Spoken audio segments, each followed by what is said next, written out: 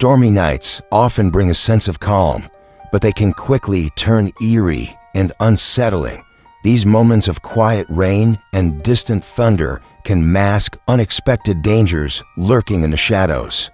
The following stories reveal chilling encounters that remind us to stay vigilant when the storm rolls in. I've always been drawn to the sound of rain. Living alone as a remote copywriter in Asheville, North Carolina, the rainy nights usually help me concentrate. My apartment is a small, cozy studio tucked behind an old craftsman-style house, shaded by towering oak trees and enclosed by a wooden fence. It's just remote enough to keep city noise at bay, allowing for a quiet atmosphere. On nights like this, with thunder echoing over the mountains and the air filled with the scent of damp bark, I feel as if I'm secluded in a remote cabin deep within the woods. One April evening, around 7 o'clock, I brewed some tea, dimmed the lights, and opened a few windows to let the storm's cool air inside. I had a project due the following morning, so I settled at my desk with my laptop, accompanied by the gentle tapping of rain against the glass and the gentle rustling of the trees. There was occasional thunder, but nothing too intense. The electricity flickered slightly, but stayed on. Everything felt peaceful. I was even humming quietly to myself, enjoying the rhythm of typing in harmony with the storm, until that calm was shattered.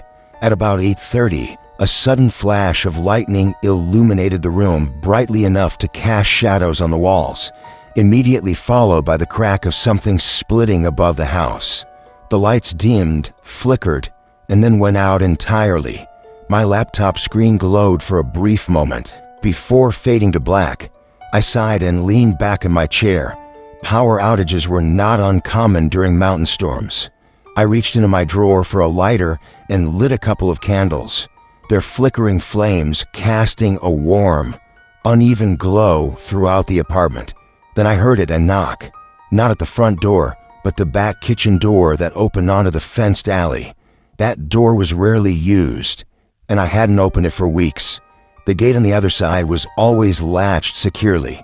Again came 3 deliberate knocks, neither hurried nor hesitant, but eerie in their steadiness. Holding the candle, I stood frozen, staring toward the kitchen. At first, I thought maybe a confused neighbor, but no one should have been out back, especially not during a storm like this. My landlord always used the front path. I realized I was barely even breathing. Slowly, I moved toward the kitchen, the candlelight making the shadows dance on the walls. When I reached the door, I saw a man standing just outside the glass. He was drenched, his jacket clinging to his frame, his jeans soaked through, and boots leaving wet puddles on the mat. No umbrella to shield him from the pouring rain. He looked to be in his late 30s or early 40s, wearing a ball cap pulled low, his expression unnervingly calm. You know when someone's calmness doesn't quite feel right. I didn't open the door. My instinct screamed not to.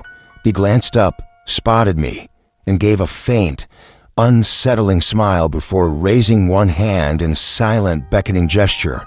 I stood still behind the table, candle in hand. Through the glass, he spoke softly, "Sorry to bother you. My car broke down just up the alley. I just need to use your phone real quick." His voice was smooth, almost too friendly and calm for the situation. I shook my head. "No." He tilted his head slightly, puzzled, as if not understanding. Then the smile returned, and he said my name. "Mara, please. It'll only take a second." I hadn't introduced myself. My name wasn't displayed anywhere, yet he knew it. My heart started pounding. He tapped gently on the glass again. "Come on, don't be rude. You've got your phone right there." I backed away, keeping the candle between us like a barrier. I didn't say a word and retreated to the bathroom, locking myself inside. Sitting on the edge of the tub, I tried to steady my hands enough to unlock my phone. Still no power, no signal. The storm probably knocked out the nearest cell tower where the terrain was blocking reception. I futilely tried dialing 911. Minutes crawled by, and then something moved. A low, dull thud came from the living room, like someone stepping heavily on an old floorboard. Another brush, lighter this time, as if something swept the hallway wall. I cover my mouth, holding my breath, afraid the door might swing open. Then the power flickered back on. The bathroom light startled me as it clicked on. I checked my phone. 2 bars appeared. I whispered to the dispatcher, who assured me help was on the way and advised me to stay put with the door locked. It took 52 minutes for an officer to arrive. When he knocked at the front door, I demanded his badge and name before opening. Inside, he used a flashlight to search through the apartment, eventually checking the back. The man was gone, but muddy footprints remained, leading away from the back door and vanishing into the tree line. There were no tire marks, no other prints, just his. I told the officer everything. He filed a report and said extra patrols would be added in the area. He wasn't surprised. "We get reports like this more than you'd think," he said. "Criminals who wait for storms to cover the sound of them breaking in." That reassurance did little to soothe me. I moved out a month later, choosing a place with street lights, neighbors, and no back door. Whenever it rains hard now, my mind goes back to that night, especially when the storm drowns out every other sound. And still, when I hear a knock, I freeze. In August 2021, just 3 days into a solo road trip along the Pacific coast, I found myself caught in relentless rain near Eureka, California. Having recently graduated college, I sought one last aimless adventure before real life took hold. My trip was loosely planned: a duffel bag, some gear, and a goal to explore every quirky roadside attraction between San Diego and Oregon. That night, the rain escalated from scattered patches to a full-on downpour shortly after sunset. The slick, flooded roads and poor visibility made traveling risky, and my gas tank was dangerously low. So when I spotted an old, flickering neon motel sign, glowing blue and pink through the storm, it felt like a beacon. The motel was straight out of an 80s film, dim, weathered, and a little eerie. The one-story, L-shaped building had peeling paint, a few dark windows, and a cardboard patch on one window. The vending machine under the awning hummed quietly beneath the blinking vacancy sign. I checked in with the clerk, a tired man named Cliff with a gray ponytail and an oversized blue windbreaker. He told me I was the only guest after one other had left before the storm hit. He handed me the key to room 6 at the end of the building. The rain hit harder as I crossed the parking lot. My shoes quickly soaked.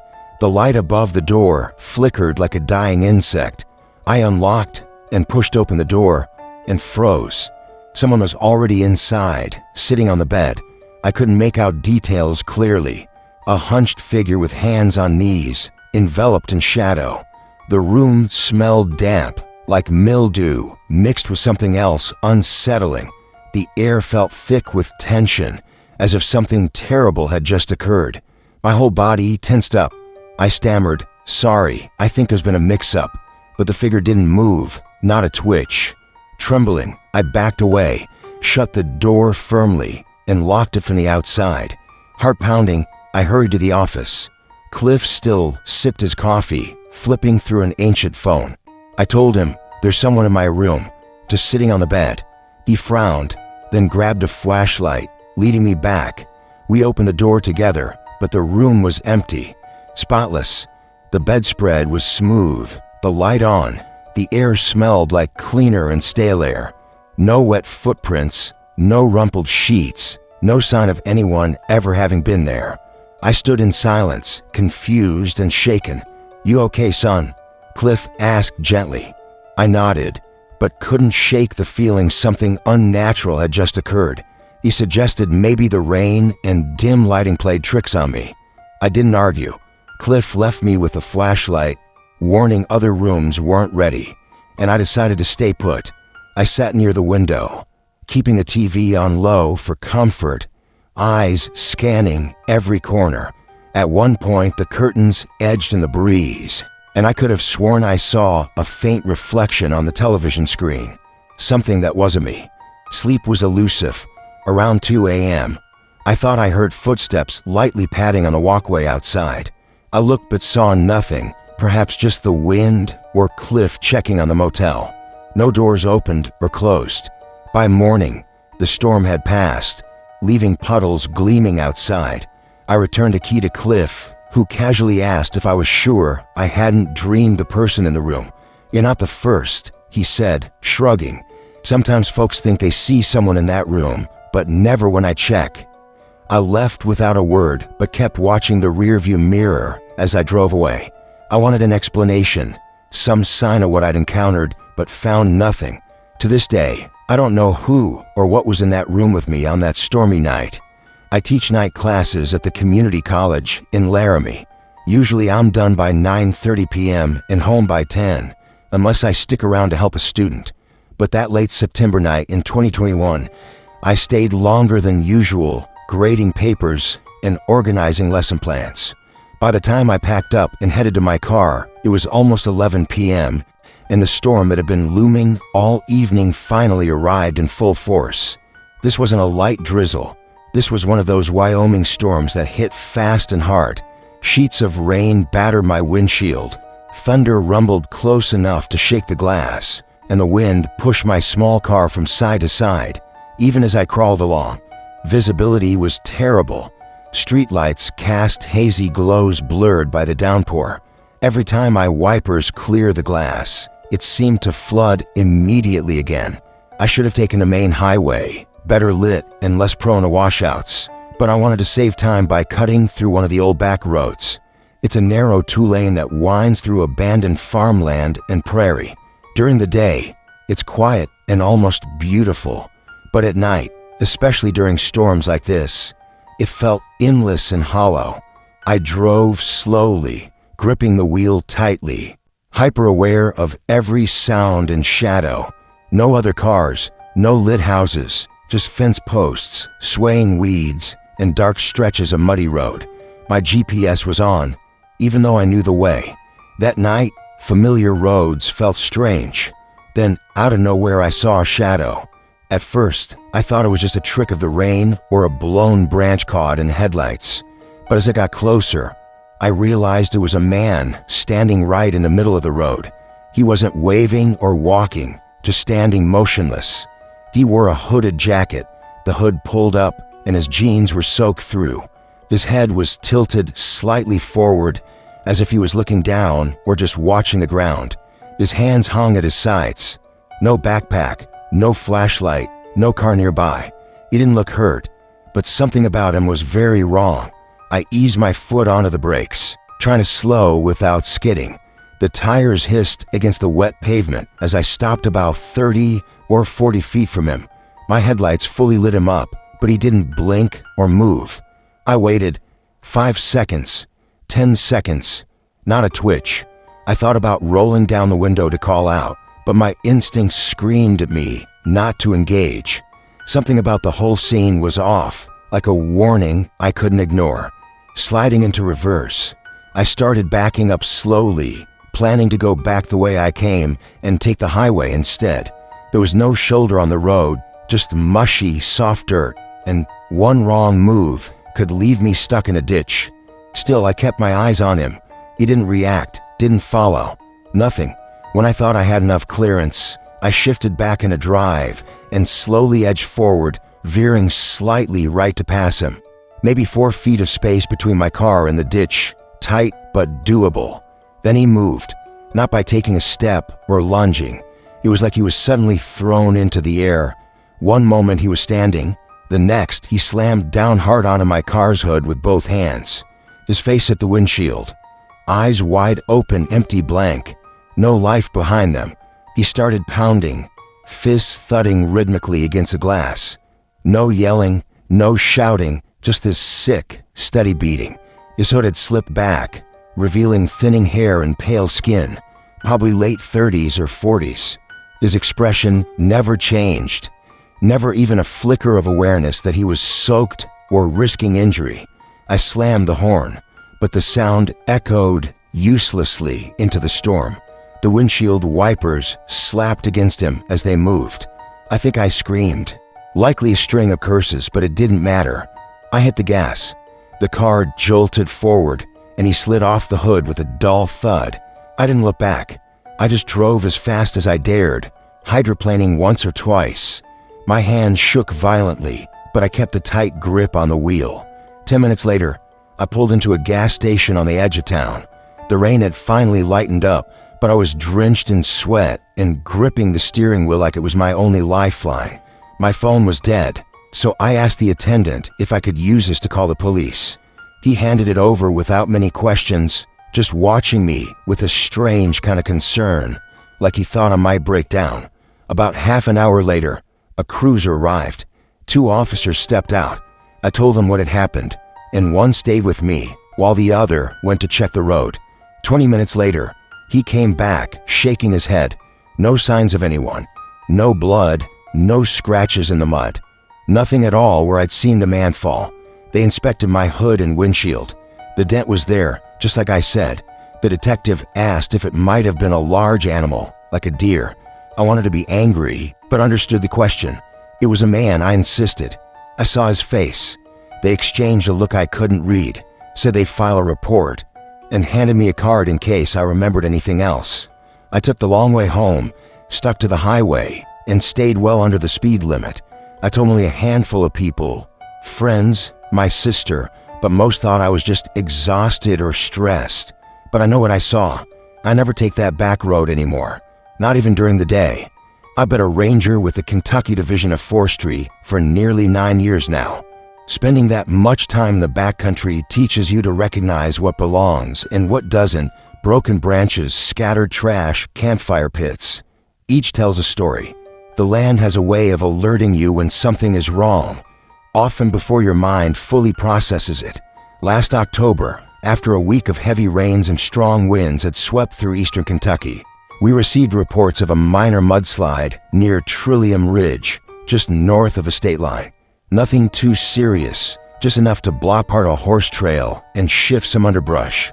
It was my turn to investigate. I drove up alone, as usual. Although the weather had settled a bit, the sky still looked brooding. Low clouds hanging thick and mist clinging to the treetops. The air smelled of wet leaves and churned soil, heavy and thick as if the woods themselves weren't finished wreaking havoc. The access road was a quagmire of ruts and deep puddles. I parked near the trailhead just as the light began to fade around 4:45 p.m., making sure I had my flashlight, radio, and the wherewithal not to linger too long. My plan: mark the slide, take photos, and get back to the truck before the fog thickened. Barely a few steps into the woods, I caught it, a baby's cry. It wasn't frantic or desperate, but this eerie calm wailing that sent chills through me. Too distinct and human to be a trick of the forest. The sound came from deep off the trail. I radioed dispatch to report a possible lost hiker or child and cautiously moved toward the noise, flashlight sweeping the darkness ahead. The rain had softened the ground beneath my boots, just the squelching littering the forest's muted soundtrack. The crying continued, always fading just out of reach, persistent yet oddly patient, as if waiting for something. I called out, asking if anyone needed help, but only the steady slap of rain answered back. Then suddenly, the crying stopped. No fade, no echo, just silence. I stood frozen, listening, the quiet heavy and unnerving. That's when I noticed it. A scrap of pale blue fabric snagged on a low branch. It looked like part of a cheap baby blanket, the kind you'd find at a dollar store. As I reached to touch it, the fabric crumbled to dust in my hand, sun-bleached and rotted as if it had been there for years. I realized I'd wandered much farther off the trail than I thought. Marking the GPS coordinates, I turned back. The return was slower, visibility worsening, boots sinking into the muddy earth. I kept glancing over my shoulder, not because I felt followed, but because the silence was unnatural, the whole place feeling like I'd trespassed somewhere forbidden. When I reached the trailhead, I immediately noticed something strange. My truck had been moved, just a few feet, but enough to catch my eye. Where I'd parked pointing downhill, the nose aimed at the trail, now was crooked, angling toward the woods. At first, I thought mud might have shifted under the tires, but then I spotted the footprints. Not mine, Larger, heavier prints circling the driver's side and stopping at the tailgate. There were two sets, one fresh, the other faded and worn away. The mud was churned too much to tell which way the prints had come or gone, but they certainly hadn't been there when I parked. Walking cautiously around the vehicle, I scanned the surrounding tree line with my flashlight. The unease deepened. I had the distinct feeling I'd been watched, or worse, that whatever had been was still out there. Every instinct screamed for me to leave, get back into the truck, and put as much distance between me and that place as possible. I radioed dispatch, letting them know I was heading back and would file a detailed report. I had no desire to investigate further. Back at headquarters, I reviewed the trail cam footage from earlier that day. The camera aimed right at where I'd parked, perfect to capture my arrival, exit, and return from the woods. But the feed was blank, just darkness. No sign of me stepping out or backing. I filed a report, omitting some details I couldn't explain, figuring no one would believe me anyway. But I can't forget the way the crying stopped the moment I approached, the footprints circling my truck, the eerie quiet that swallowed the forest. It felt like something had been baiting me, and I almost took the bait. Out here, sometimes it's not the land that's dangerous. It's what lingers just beyond sight. These chilling experiences vividly illustrate how stormy nights can give rise to unsettling and unexpected encounters. Each story reveals moments when reality seemed to blur, leaving the protagonists feeling vulnerable and questioning their safety. Whether it was the stranger at the back door in Asheville, the mysterious presence in a motel room on the Pacific coast, the inexplicable man on the dark Wyoming road, or the eerie signs deep in the Kentucky woods, these narratives remind us that sometimes the quiet, rain-soaked moments carry hidden dangers best approached with caution and awareness. If these chilling tales captivated you, please like, comment, or share them with someone who enjoys a spine-tingling story. Don't forget to subscribe for more suspenseful and haunting experiences.